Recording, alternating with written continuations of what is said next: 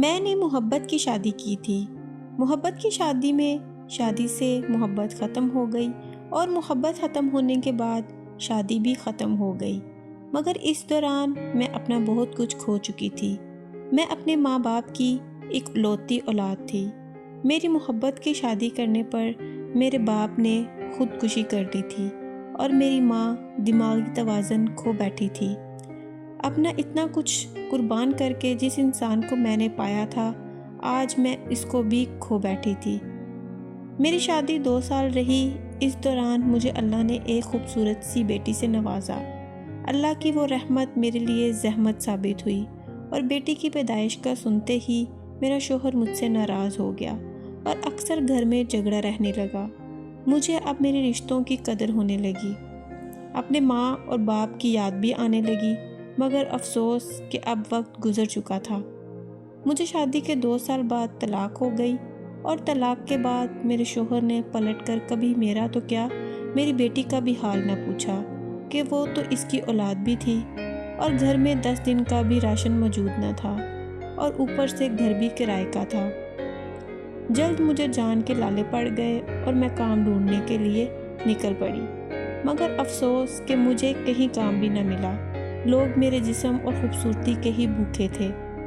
بھوک کو بھی کب تک برداشت کیا جا سکتا تھا؟ جب رات کو بھوک سے میری بیٹی کے پیٹ میں درد ہونے لگا اور اس کو پلانے کے لیے میرے جسم میں دودھ کا ایک قطرہ تک نہ تھا، تو مجبوراً میں نے اپنا جسم بیچنے کا فیصلہ کر لیا۔ اس وقت میں بالکل جوان اور خوبصورت تھی۔ کسی ایک شیطان نے مجھے بازار حسن تک پہنچا دیا اور میں یسما ہائی کے کوٹھے پر کام کرنے لگی۔ میرے حالات کا سن کر اس کو بھی مجھ پر ترس آنے لگا۔ وہ صرف میرے ڈانس کے پیسے سے حصہ لیتی اور اپنا جسم بیچ کے میں جو بھی کماتی اس میں سے کچھ بھی نہ لیتی۔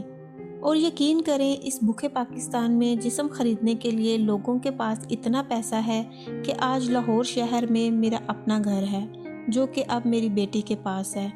جب میرا کام چل نکلا تو سب سے پہلے میں نے ایک گھر کرائے پر لیا۔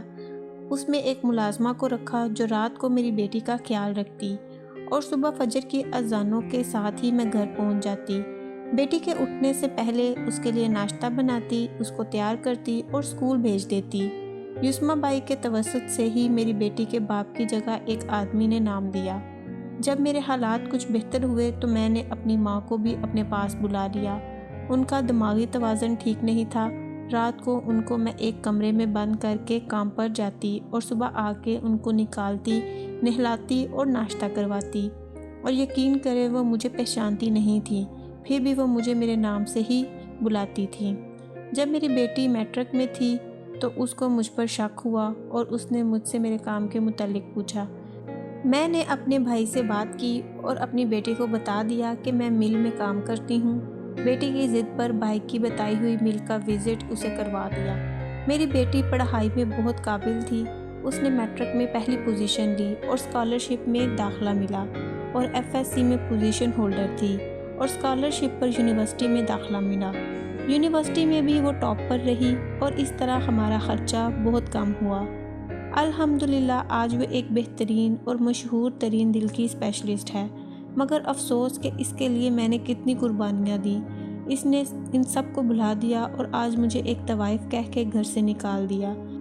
یہ تک بھی نہ سوچا کہ میں طوائف کیسے اور کس لیے اور کیوں بنی۔ میرے لیے جو ہو گیا ہوگا، لیکن یقین کرے اگر میری بیٹی نہ ہوتی تو میں بھی خودکشی کر لیتی۔